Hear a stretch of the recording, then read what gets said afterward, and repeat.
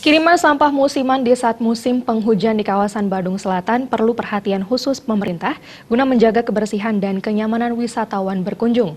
Sistem penanganan sampah selama ini perlu dirubah, baik dengan penerapan penggunaan teknologi maupun penambahan personel petugas.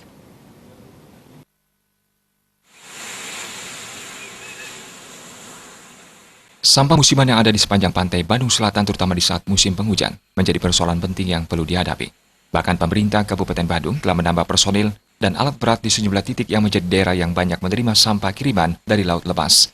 Ketua Karta Desa Adat Canggu dengan Sudarsana berharap pemerintah perlu merubah sistem penanggulangan sampah sehingga sampah tidak sampai menumpuk di pinggir pantai. Misalnya dengan pemasangan jaring yang berfungsi untuk menyaring sampah agar tidak sampai ke bibir pantai. Selain itu, pemerintah bisa menerapkan kemajuan teknologi bekerjasama dengan para pakar untuk meminimalisir penumpukan sampah hingga menimbulkan bau tidak sedap.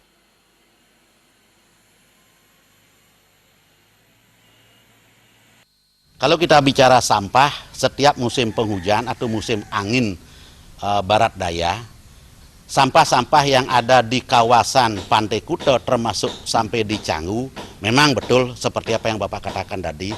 Namun kiat-kiat yang sudah dilaksanakan oleh pemerintah Badung dengan melalui Dinas DKP-LH, saya yakin dan percaya dengan adanya petugas-petugas sampah, karena terus terang begitu ada sampah kiriman otomatis sampah itu membludak.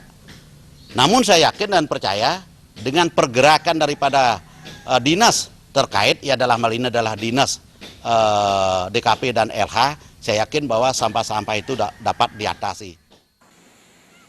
Hal yang lebih penting dilakukan dalam menangani sampah, yakni bersinergi dengan pelaku pariwisata dalam menjaga kebersihan pantai. Terima aja Bali TV.